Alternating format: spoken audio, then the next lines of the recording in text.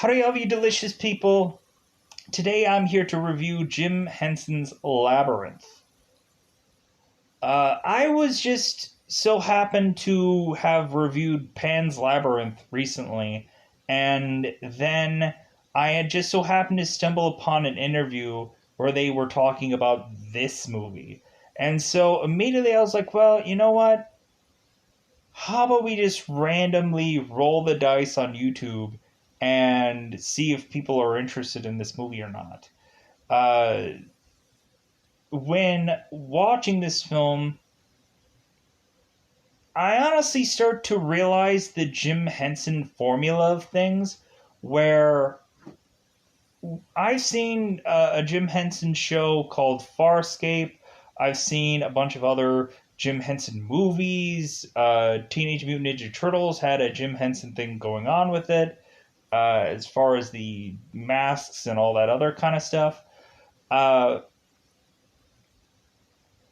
I end up I've ended up seeing like so many Jim Henson projects that I realized I didn't even think at first were Jim Henson like things. I'd also like I've seen bits and pieces of a number of probably other Jim Henson project movies. Uh, like I ended up like trying to see Dark Crystal, but I never actually watched the full whole thing. Like I don't know, like to me, like I think every Jim Henson movie is a portfolio filler.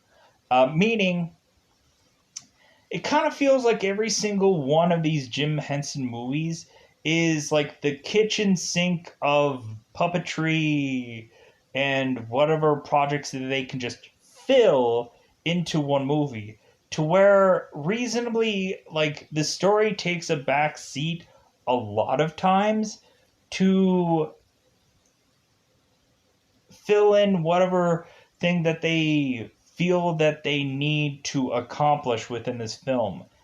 Or, in other words, like some interesting visuals that they need to put into a film, which I can dig that. I can enjoy, I guess, an adventure of a movie rather than a story of a film.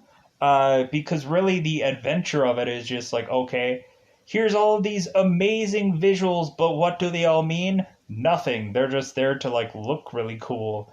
And I guess I could really enjoy this movie for being that. Um, because I like how like this movie does a lot of things visually that no other movie has ever done. And so I can appreciate this movie for being that, for doing that, for having that in this film, cuz we've done like movies have been out for I don't know how long now, and still like nobody has ever tried to do any of these things that this movie tries to do. Or reasonably, some things here and there could have been stolen or kind of copied from this, or even this movie had probably stolen some things here and there from other things, but it is what it is. Going into here, I I really visually like this movie, but I just don't think I'll ever watch it again because it has nothing else but that. In all brutal honesty, it doesn't feel like it has a good enough ending to it. It just kind of just the movie just kind of dissolves at the end. Like it just has like a just like, well, I am just going to just have this movie just end now, and it's like, well, yeah, I guess. like we do have the celebration towards the end of the movie, but like the real true ending of the movie just like happens at a certain point for me, and then they just have like a celebration after that to just kind of like uh just to remind this character that everything that um she had done was real. It wasn't all just a dream, so to speak. And uh, and then they had the celebration. But the real true ending to me, like, is a just thing that just like, Well, how about we just end this here? Because I would have actually picked out a much more better ending than the way that this movie actually ends. I would have actually liked it um, if Sarah would have said like, well, hey, like, how about I have this baby go back to um, to my mother and father, and then once I become a ripe old age of blah blah blah, you can come for me, and I will be your goblin queen. That's the way I think the movie should have actually ended, and I think that's where they were kind of heading to. But I guess instead they try to go with the, well, yeah, but this woman is a kid, and so I guess they just had to just end the movie that way. But that's how I thought that the ending should have ended. But anyways, so going into this movie, again, I don't want to try to overly state this. A lot of really good visuals with characters that I just don't quite understand why they're even there. But other than that, movie had no story. Movie has $0 worth of, like, even if you said at some point that this thing has a story, it doesn't. It just really doesn't. It's just like, hey, like, this is happening, and like, I guess me talking about it makes it sound like there's a story, but there isn't. There isn't. There really isn't. Like, for me to even say what the story actually is, that's basically to the point of almost spoiling the whole movie. So with that said, leaving it in a very like severely cryptic like way for the cryptic version of this, but really it's a, like, let's tee it up this way. So a baby ends up getting taken from a girl who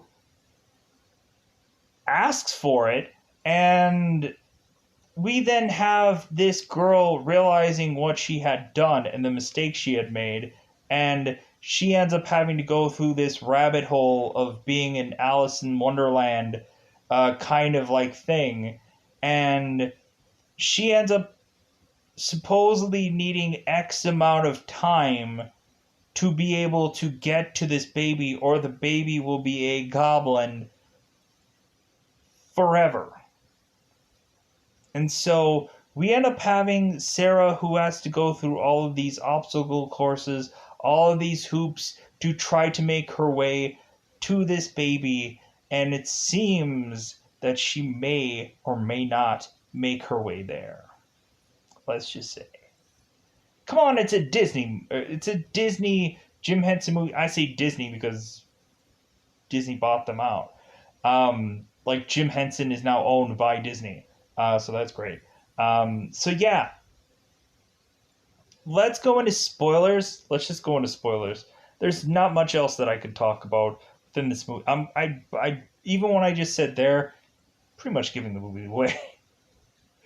Like, yeah, hey, yeah, I guess I'm just done now. Like, yeah, I basically said everything, every single thing that happens in the movie. Well, let's get out of here. Well, goodbye, everybody. No, I'm gonna pause here for a second. All right, so spoiler time, spoiler time. It's about that time I get to spoil this movie. I haven't already, because pretty much just talking about it, just spoilers. So pretty much. So we go into the very beginning of this movie, and we have Sarah, who is a girl that seems to be a girl who is to be living in pretend. It seems that Sarah is a girl that wants to be a princess and wear a nice crown and dress and whichever. It seems that she might at some point be an actress at some point, because if this person wasn't an actual actress, and so on and so forth. But we end up having this girl reading this line off of this book, and so we end up having this girl realize that all of a sudden, like, it's going to start to rain, and so we have this girl who is outside that is going and scrambling to run to her home to realize that she needs to take care of her uh, baby brother, uh, Toby. And so we end up having Sarah just going and it's like, God, like I have to take care of this kid. Oh God, and he cries boo hooery. So we end up having Sarah coming up with this story about these goblins and to I guess just have Sarah just go on and just talk about like how her life isn't exactly the greatest and how she has to consistently take care of this kid. Here's the thing: we barely know anything really about Sarah or her family or this kid, and so, but we're thrusted into investing in not only Sarah but her brother, and I don't know how I can do that. So we go on and we have Sarah who's like, well, you know what? You know what I guess I think I can do? I guess I can figure out how to try to stop me from having to take care of my brother. Well, all I'd need to do then is I would just need to wish him away to the goblins. And we end up having the goblins like who are I guess on a deep sleep and they're just like, what? Somebody said something about the goblins? Hmm? And they like we have like a bunch of goblins like all over the screen and it looks so interesting. And they're like, somebody said the word goblin? Like, hey, like what does this girl want? What does she want? I'm interested. So we end up having Sarah just going like, man, I want to be able to figure out how exactly like I can have my brother go away to the goblins or just go away so I no longer have to deal with him. And so the goblins are like, dude, all you have to say is I wish and then say whatever you want and we'll take care of him after that. Like we don't have the goblins right in Sarah's face. They're bizarrely off in some kind of in between realm thing, hearing what Sarah has to say, and because I guess they're one of those people that can like hear anybody from any part of the world or of wherever isn't actually theirs, and so like immediately like it's basically as if the goblins were in this girl's closet and we're hearing her talk about all this. It's kind of the same thing. So we end up having Sarah wishing that her brother had gone away to the goblins. And so the goblins are like, yeah, all right. So we end up having the goblins go and collect Sarah's brother. And so we end up having Sarah who ends up going off to check on something. And then she ends up coming back in the room. And it seems that the goblins are just kind of like poking their heads out, and Sarah ends up coming into the bed, or into Toby's bed, which is like a crib, and so baby bed. There we go.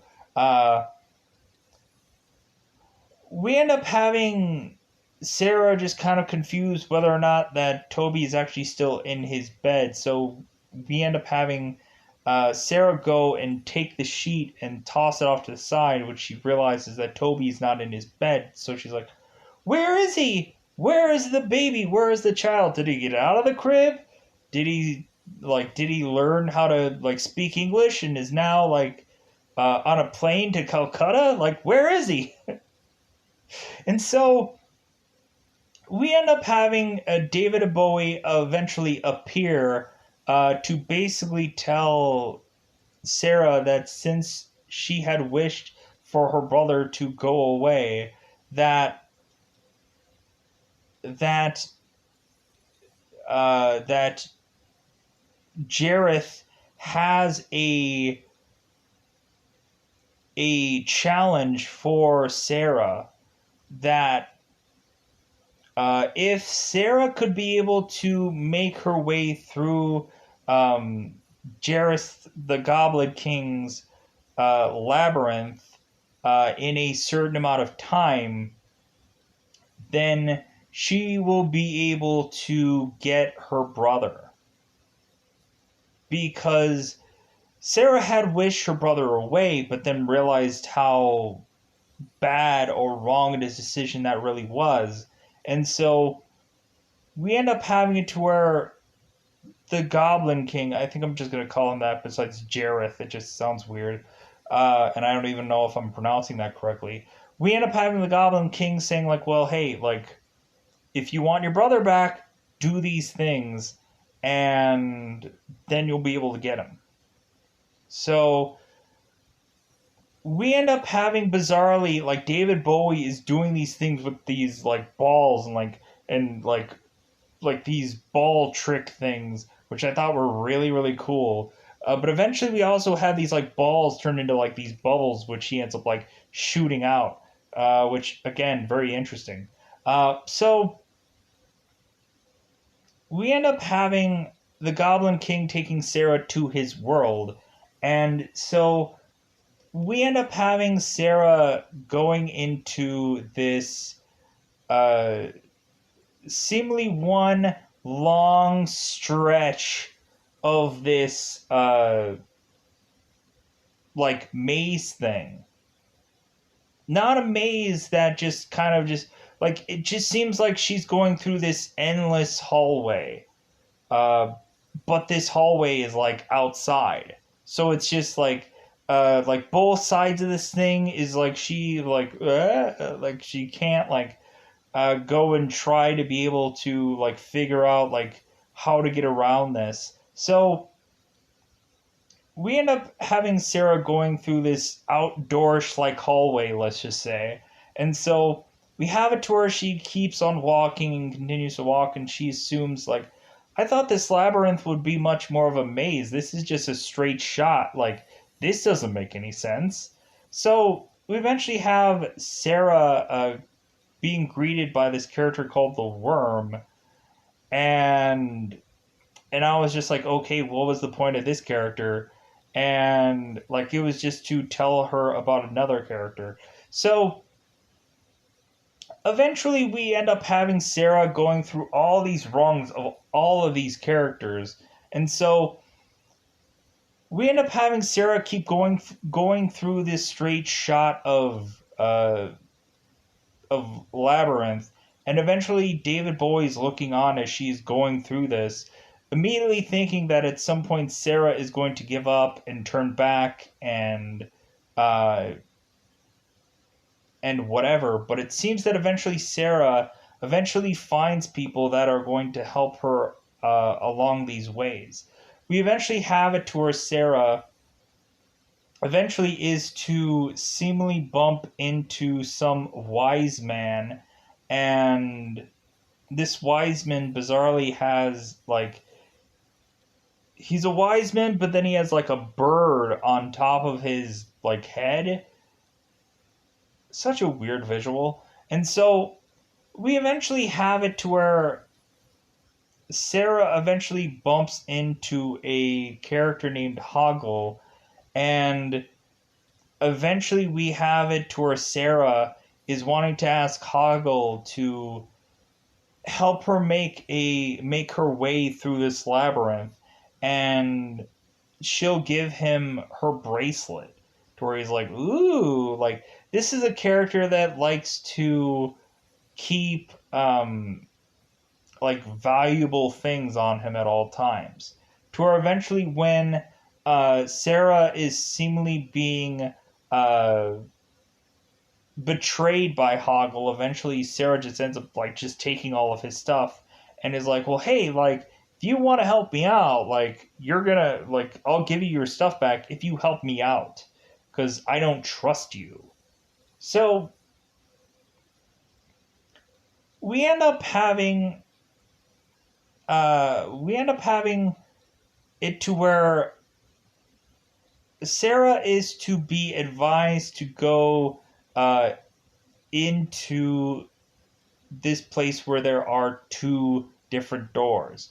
And we seem to have this idea going on twice in this movie, because we end up having Sarah at first going through uh, these two different doors that have these four guards. Four guards meaning that there's one giant shield, and then there seems to be like two guards that are on the top of the shield and on the bottom of the shield. And so we end up having like where a man's twig and berries would be, here's a head instead, so to speak. Like where a guy's legs would be, a man's head is. Like in between the guy's legs is a head. So we have that bizarrely through two different doors. And so we end up having Sarah who goes to these two doors, and supposedly one of them is a shortcut through this labyrinth, and the other is a pitfall to death, I would assess or assume. And so we end up having supposedly out of these four guards, one of these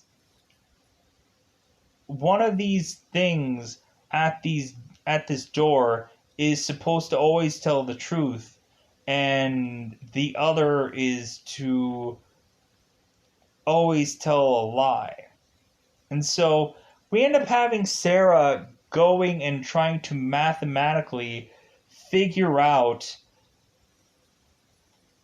if someone is telling the truth or someone is lying. So we end up having Sarah asking one of the guard-ish-like things, and he ends up telling the answer. And so Sarah's like, well, obviously then it must be this door, because whether or not you're telling me the lie or the truth, then this person has to tell me the truth. And so we end up having Sarah trying to mathematically figure this whole thing out. And so she ends up thinking, oh yeah, like perfectly, I'm just going to go through this door and I'll be fine. So we have Sarah opening this door thinking that everything's going to be fine. And then she just falls through a hole. A hole that has a bunch of hands just reaching out for her. Like a whole entire wall, like full of, like a whole giant hole just full of hands that are all of a sudden like reaching out for her.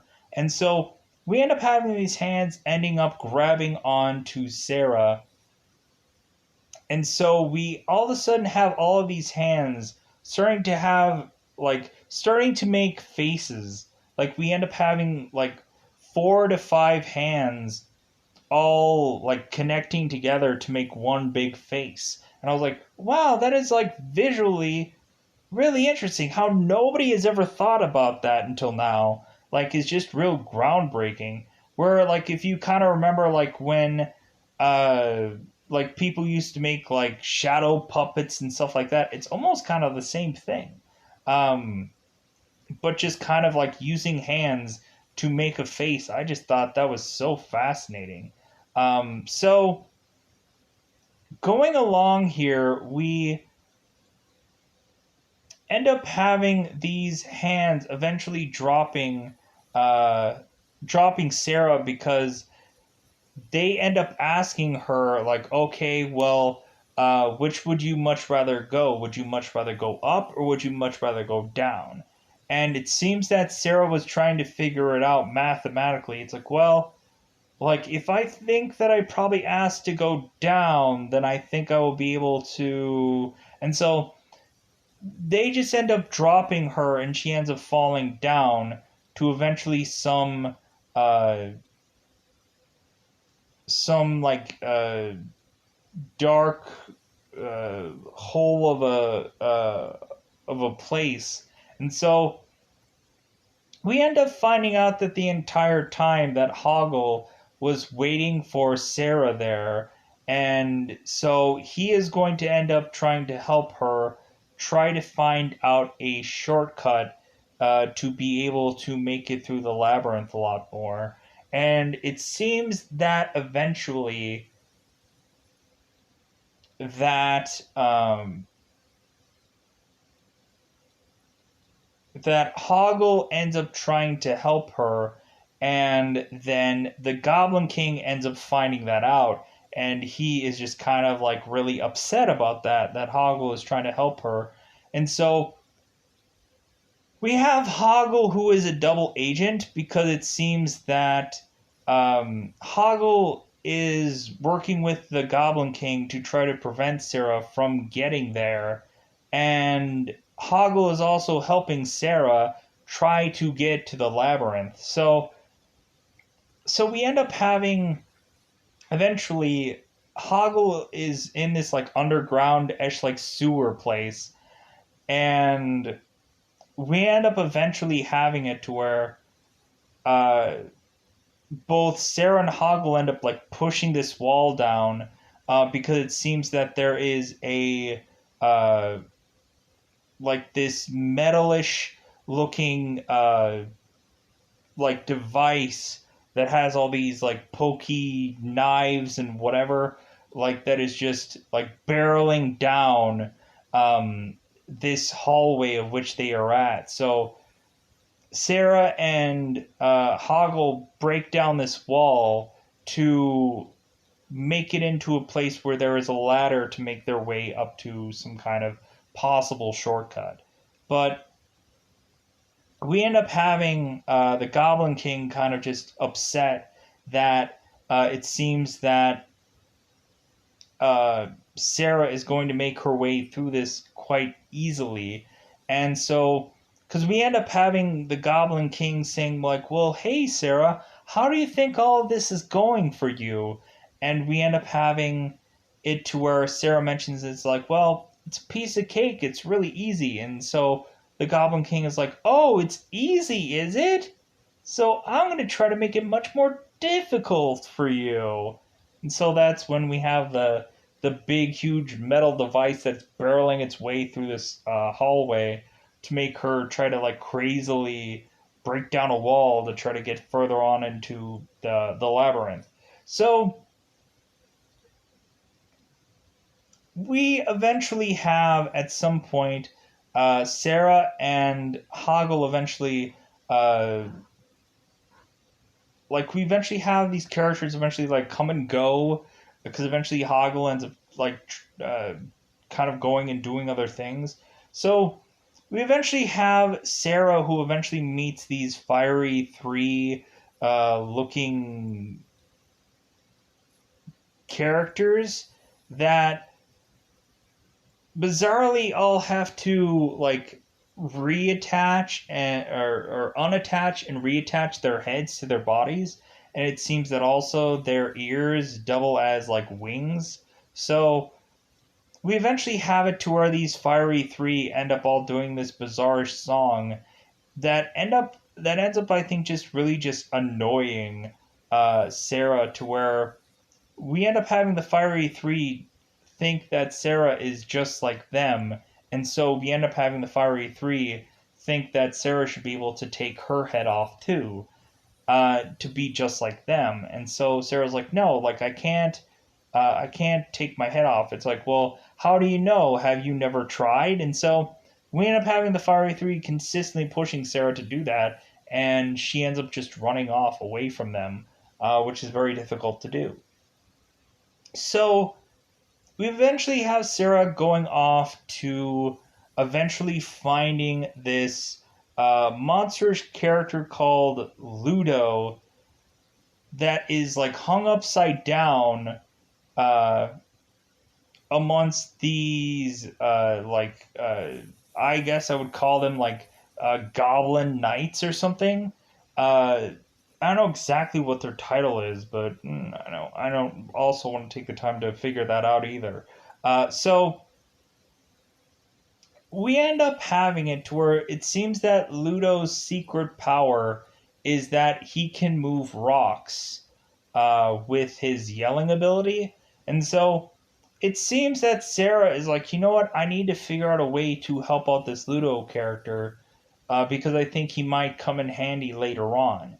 And so we bizarrely end up having this rock rolling its way to Sarah. And so Sarah decides to pick this rock up and go and chuck it onto these goblin knight like characters. And so we end up finding out the more that Sarah ends up tossing these rocks at these goblin knights, it seems that each one of them end up bizarrely like attacking one another and accidentally like uh, uh, pinching one another with their staffs that have monsters at the end of it, the little creatures at the the top of the staff. So we end up having it to where the little monsters keep like getting a bite of every single one of these goblin knights. So where they just decide to just run off because they're just like, dude, like we keep accidentally attacking one another, and that's not what we were meant to do. So we're just gonna run off.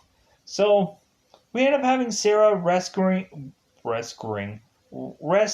Ludo, and so we end up having both uh, Sarah and Ludo like now on this adventure, and I'm like, man, we're just introducing just so many characters into here, and I don't exactly understand why we had to do all of this, but here we go. And eventually, Ludo ends up having a part of farting rocks, which I thought was hilarious. I'm like, yeah, of course, we have rocks that can fart. Oh my god, how funny is that? Because it was actually pretty funny. Because I was just like, dude, every single time they're stepping on the rocks are farting. Why? I don't know. So pushing on, we end up having it to where eventually uh, there's a number of things that ends up going on here. So we end up having eventually where uh, Ludo and Sarah end up going and trying to cross this like bridge like thing, and we end up having a guy named Didymus trying to stop anybody from crossing this bridge, to where he would say that he will fight anybody. So we have Didymus who ends up fighting Ludo, and uh,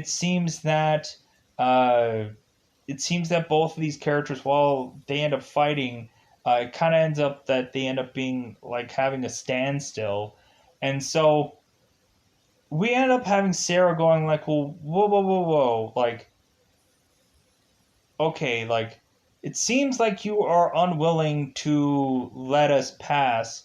Why? And so we end up having Didymus saying like, well, no one can pass this environment without my permission. And we ended up having Sarah saying like, well, can we have your permission? And Didymus goes like, well, yeah, like, yeah, I guess I never thought about it that way. Like, yeah, I guess, sure. Like, so we have it to where, like, Didymus all of a sudden, like, with this whole thing, he ends up just deciding to just be a part of this adventure and with the rest of this group, and he just decides, like, well, I guess I'll just be with you guys now instead of holding up this bridge. And so we end up finding out that Sarah tries to go through this bridge, and the bridge completely and utterly just breaks down, and we end up having Sarah who ends up jumping onto this like tree branch to try and save herself from falling into uh, this pit of scent. Because we end up having to where or no wait, it's eternal stench. There we go. We end up having it to where supposedly uh, the Goblin King keeps threatening people that they're going to end up in the pit of eternal stench, which basically means if you fall in the pit of eternal stench, you're going to smell like that forever, and it's the worst possible smell. We end up having it to where Ludo and Sarah are complaining about the stench, and they ask Didymus, like, are you able to smell like what's going on here? And we have it to where Didymus is like, no, like everything smells really sweet and this and that. I'm like, not quite so much there, buddy. So, but he jokes about how well he can smell, and I beg to differ there, buddy. So we end up finding out that Ludo has this rock power, and so Ludo ends up going and having the rocks appear, end up floating up onto this environment, so that way they can get across to where Sarah drops down and goes across the rocks to get through safe passage. And all the while, the rocks are farting the whole entire time, honestly. So we end up having all these characters making their way through the farting rocks. We have Didymus going with God, what is the dog's name? Ambrosia. We have this puppet who ends up going on top of this dog, and so the dog is now having to like reluctantly like trudge this whole puppet thing to the place of which that it needs to go, which I thought was interesting. So I'm playing to the whole. I'm not playing into the whole like, oh yeah, this character just wrangled this dog and like he went on it. I'm not doing the whole performance of the movie. It's not gonna happen. I'm just gonna be realistic. So we end up having it to where we push on. So we end up having at some point that Sarah eventually gets separated with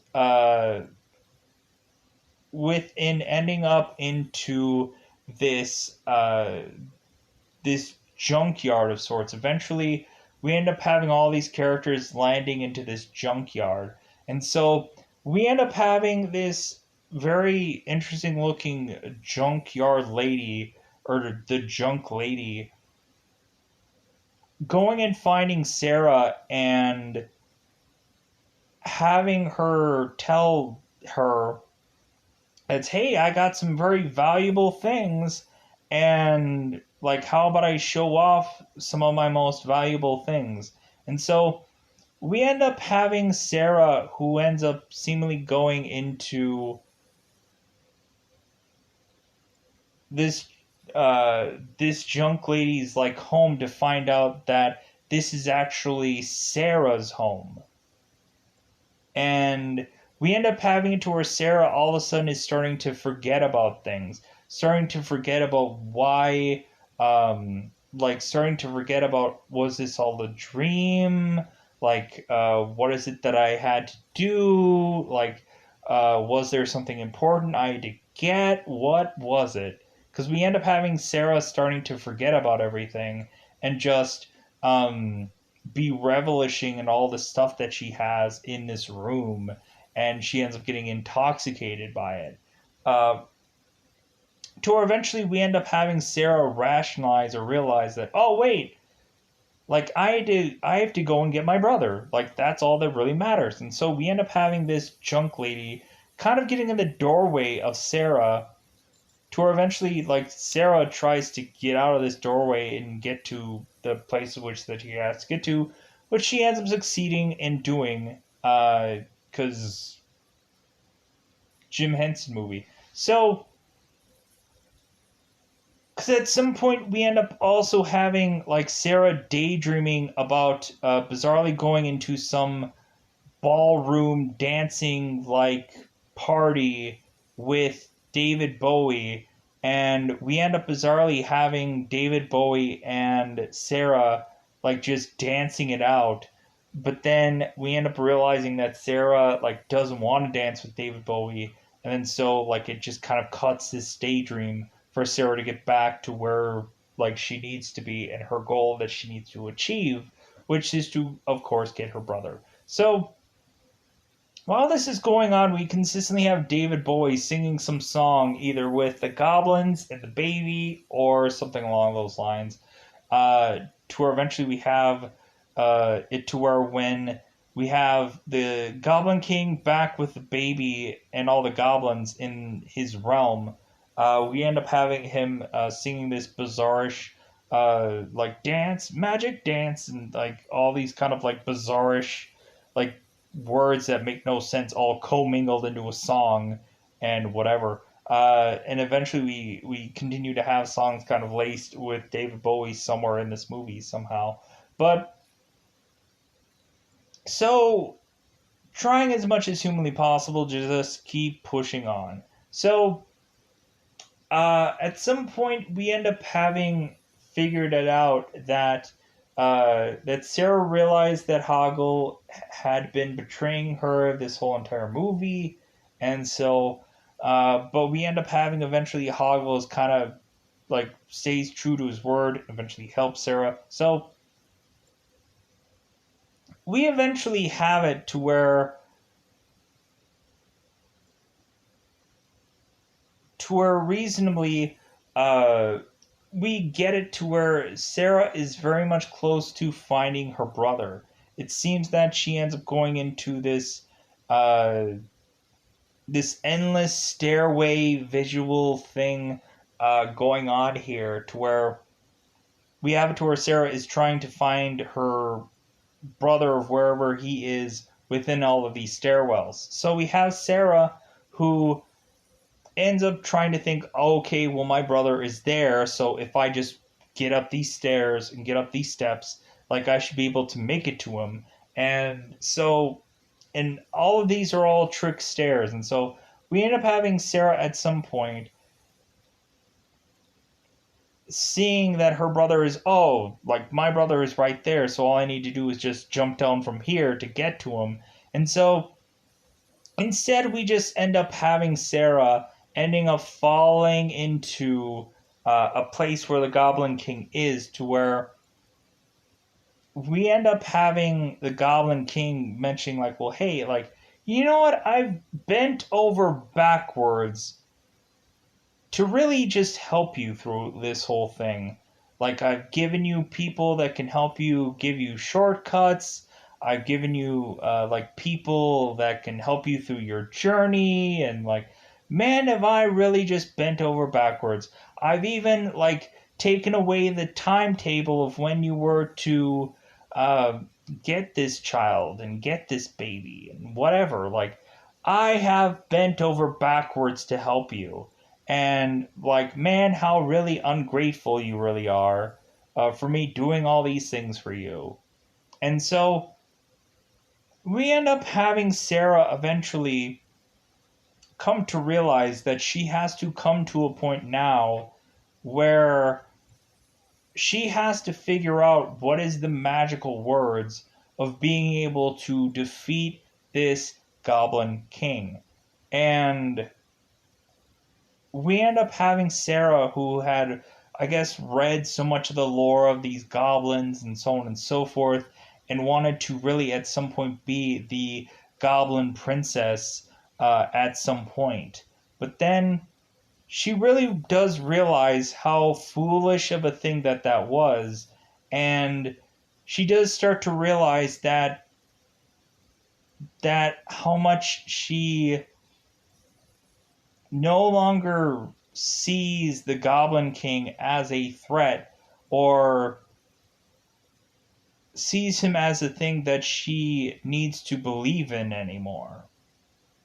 To where all of a sudden the Goblin King is defeated by these words, and he otherwise is to basically just discontinue to exist. To where we end up having it to where we end up having Sarah going and taking her Toby and bringing him and her back to the real world. So success has been made this day. Everybody wins in the end, and so we end up having Sarah going back into her room, and so we are to naturally assume that either the Goblin King is going to come back or something else is. There has to be something going on towards the tail end of this movie, and so we end up having Ludo and Didymus and all of the people or all of the creatures from this movie at some point all coming back into Sarah's room to basically say their goodbyes. That they're all saying it's like, well, hey, like maybe someday you'll come back, or something along those lines, or like, hey, uh, like we'll miss you and stuff along and all kinds of things. So we end up having it to where Sarah ends up realizing it's like, well, hey, like how about like we say our goodbyes just like by having a party, like having a celebration. And so we end up having all of the creatures end up saying, well, that's an amazing idea. And so we end up having them all like dancing and singing and partying it out. And that's just how the movie just ends. And so with that, yeah, just a very bizarre movie. I kind of went all over the place with this review because there's a lot of rigmarole with this movie. Just this movie is really just all over the place. There's so much stuff going on, and so more than likely, I didn't even say this. I didn't probably even do this movie in order or correctly or whatever. But there's so much stuff going on with this movie that it's just a jumbled mess of just showcasing of a bunch of stuff. So with that said, I am going to get out of here. Bye, everybody. Bye, everybody.